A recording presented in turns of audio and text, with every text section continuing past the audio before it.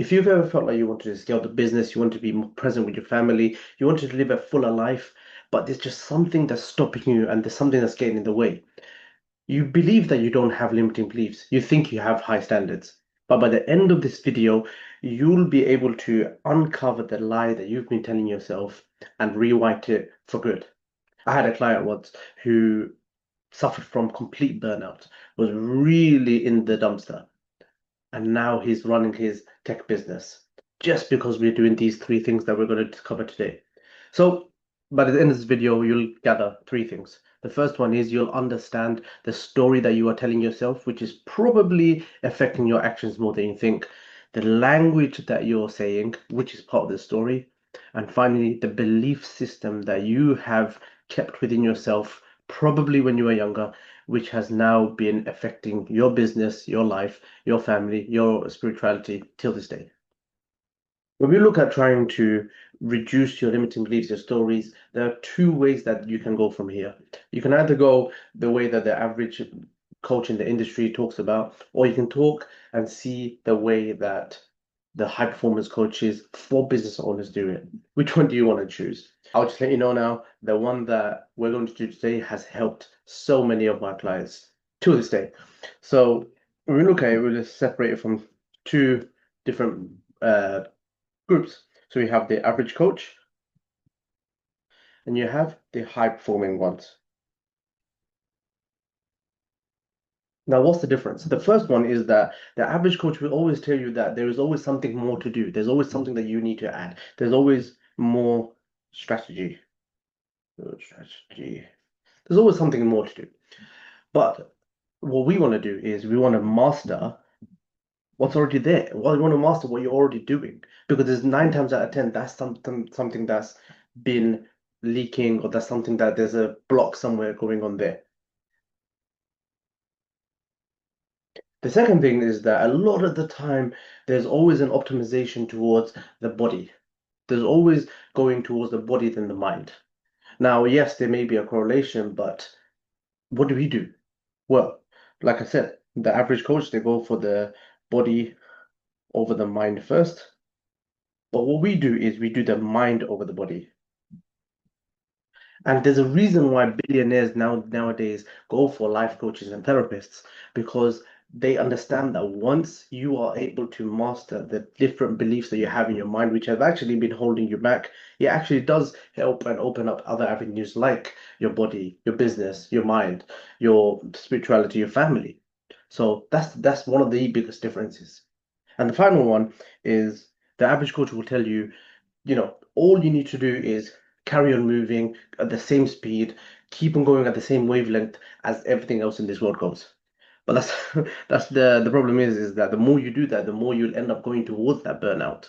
So it's about speed, constantly about speed, speed, speed, speed, speed. But what do? We actually do the opposite. We slow down.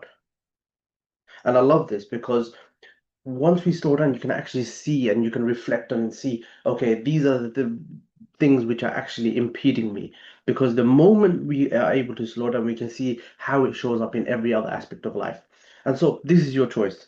You can either show up and do the things that the average coach tells you, or what's helped with my clients and what I'm trying to help you today is seeing what the high performing business owner would do.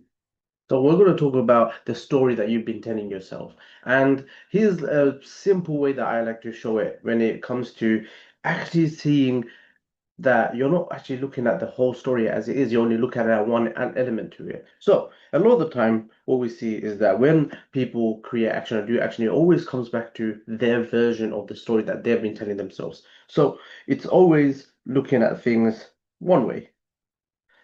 So that's the story that they're seeing, that they're believing, that there's a belief that this story is the reason why this action is taking place. However, what about the other way? The green is actually the story that's on the other side. It's the story untold. It's the story that is being refused to be seen. So, and I'll give you an example, primary example. Do you remember when in Harry Potter, Harry and Snape had their little feud going on? And Harry didn't know. what the problem with Snape was. He just always found that Snape was always, berating him or always doing something negative to him. But towards the end, Harry found out that it was his own dad that bullied Snape, and he was actually protecting Harry the entire time. So what you can see there is Harry's story about Snape was only negative, and that's what affected his actions, his beliefs about Snape, thinking that he was, someone that's actually bad and someone who's going to do harm to him. When in fact, the story that he didn't see was that Snape had been protecting Harry the entire time. That is the primary example of the story can lead to the actions that follow through that. Now ask yourself, where has your story, a story that you've been telling yourself, impacted your actions on a day-to-day basis? Now I can tell you with one of my clients, he we were focusing on his nutrition. It was in relation to his nutrition. So I asked him just to think about the words that he's telling himself, the story he tells himself in relation to different words surrounding nutrition, food, nutrition itself as a word, eating healthy, all of these, just these phrases. And every single one of them was actually positive. But the story that he's been telling to himself in a negative way was actually about nutrition. He literally said nutrition is hard. But in other words, he said food is energy, for example. So the story that he told himself about nutrition was that it was hard, and that actually prevented him from taking his nutrition seriously, even though he knew it was good for him. So I guess the overall message that we're trying to tell you is the story you tell yourself, ask yourself, what am I not seeing? That's probably where the beauty in the shifting and the reframing happens. But the second thing that I wanted to talk to you about is about how language can create your reality. And so this is actually one part, one piece in a massive, massive puzzle that you're sort of building within your brain and within yourself and your psychology. Now, how I want to demonstrate it to you is in a form of a triangle, but I want you to think of it like it's an iceberg. So if I were to create a triangle and just do that, what happens is at the very base of this triangle, we have our language. Now, how this is spoken of. So, for example, let's just say we're talking about sales or your team. No, let's just keep to sales actually. And you mentioned sales is hard, sales is difficult, sales is manipulation, for example. What happens is that language, the words manipulation, hard, the connotation that you bring around shapes your beliefs. And then when your beliefs are impacted and there is a certain story and a belief that you are telling yourself, I want you to think how it affects your emotions. So now whenever you go on a sales call, you might have, low energy, or your emotions might feel like they're very down and frustrated or upset, or you almost feel guilty that you're trying to take money from this person, right? But then as a result, that would impact your actions now. But it all stems from the language that you speak within yourself. So ask yourself, and just slow down to this, is what language am I using in my day-to-day about a particular thing in my business, in my life, with my family that is impacting the way I create my own reality? I'll use another example. So if we use, for example, we talk about, I don't know, free time or family time. Let's say family time. When you say family time is wasting, taking time away from my business, this is a waste, all of these different things. What happens is that language then shows up in your beliefs about what you believe about family time. And so there's going to be a feeling of disappointment, frustration that you actually surrounded your family. And as a result, you may feel distant. You may feel, held back. You may feel almost a bit of anger towards your family for keeping them away from your business. So ask yourself, what language are you using which helps create your reality? And I want to share a story that I've heard once. So, two people, both of them were about to go onto stage and give a speech. Now, when the first person was asked, how do you feel? They were basically saying my knees are weak, my palms are sweating, almost quoting Eminem to be honest. And they were saying that their heart feels like it's coming out of his chest. They're breathing heavily. I'm nervous. So then they went to the second person, asked him the same question. How do you feel that you're going on stage, you're doing a speech? Oh yeah, I'm sweating, my heart is racing, my breathing is heavy. I know I'm excited, and that means I'm ready.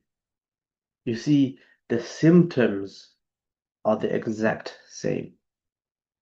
What your body feels is in correlation to the language that you give it. But even though the symptoms are the same, the language is different. And that is actually how it impacted their own performance. So the takeaway message of all of this is the language that you use within yourself creates your reality. So slow yourself down, try this out. Just ask yourself, less than 30 seconds, where am I showing up when my language is not where I want it to be, or not what I should be saying or want to say? So the final one that we are going to discuss today is about your limiting beliefs and how your beliefs are the very thing which are impacting your day to day. The way you show up in your business, the way you show up with your family, how you want to stay present with your family, but there is something that's holding you back, preventing you from going forward. And the way I want to demonstrate it to you is I want you to think that you are a person, funny enough, and there is a parachute in your back. So if this is you, so this is you, Mr. Person or Mrs. Person, whoever's watching, and there is a parachute behind you. I don't know if that's a parachute, but that looks like a parachute. And while you are running towards the other way, the parachute is pulling you back, is holding you back. It's the one that's taking you that way when you want to go forward. Now, the question is that how strong is this parachute? How strong are your limiting beliefs which are impacting you from actually wanting to go forward? You know you can, but it's actually preventing you from going forward. So you need to slow down and ask yourself, how strong is this parachute that's holding me back? And I remember I had this conversation once with a client, and we actually used this analogy of the parachute. And he was the client I mentioned to you earlier, the one with the burnout, and the one that is now running his tech business. So his limiting beliefs around business itself and just him in general around his health, around his energy, was one of the biggest parachutes that we had to deal with. And so, although, and this is where we come in into everything else we spoke about today. If we look at it from a pyramid perspective, again, so above we said it was actions, and then it's emotions and thoughts. So now we're going even deeper than where we were before. So now we're unlocking a few more things, right? So now we're talking about beliefs and identity. And this is something that's a little bit more extra, something that I want to give, which is taking it a little bit deeper. So when it came to his thoughts and emotions, he wanted to change. He was saying, I want to change. I want to change. But the problem is, with his beliefs and his identity, it was, I am doubtful. Doubtful. Or he was saying, I am anxious. And that led to him having beliefs that he couldn't change. If you were to look deep, deep inside, he believed that it was hard to change. It was a mountain to climb. And so now, wrong one. Now there's a gap between what his beliefs are saying and the thoughts that he has, right? But now he feels paralyzed. When he wants to go, he wants to move forward, but he feels like he can't. And that is as a result of this gap, as I mentioned to you just now. And so ask yourself, what am I saying to myself that I want to do? But what is my underlying limiting beliefs that is affecting me and making me feel like I want to move, but I can't move. I want to move, but I can't move, almost making you feel paralyzed. And so something that I've actually done for you guys watching this video is I've created this breakthrough map, which goes through all of these three things that, and more actually, that we've covered today around your identity, your belief system, your stories, the language. And the best thing is you can figure out what your limiting belief is, what you're saying to yourself, which is holding you back within a few minutes, 5 minutes tops.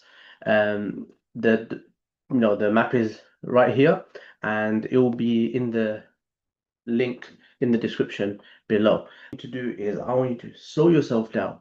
Like we mentioned in this video, I want you to slow yourself down and just see where's the gap between what I want, what I'm saying to myself, what I'm thinking, and what my actual limiting beliefs are. So as I mentioned in this video, you covered the story that you're telling yourself, the language that you are saying, which is impacting how you show up in your actions, and finally, the limiting beliefs that you have probably ingrained within yourself for such a long time, which is affecting how you show up in your current reality. Now, like I mentioned, if you are new around here and you just want that quick win in terms of understanding where your limiting beliefs are and what you're saying to yourself, the map is linked below in the description, as I mentioned. If you're, if you've been here for a while, have a look at the other videos on my channel. These are all related to how you can become a high-performing, thriving business owner. If you're ready to take that next step, make sure you DM me on Instagram, which will be in the link below, the word ready, and let's have a conversation about how we can go from a surviving business owner to a thriving business owner. I'll see you in the next one.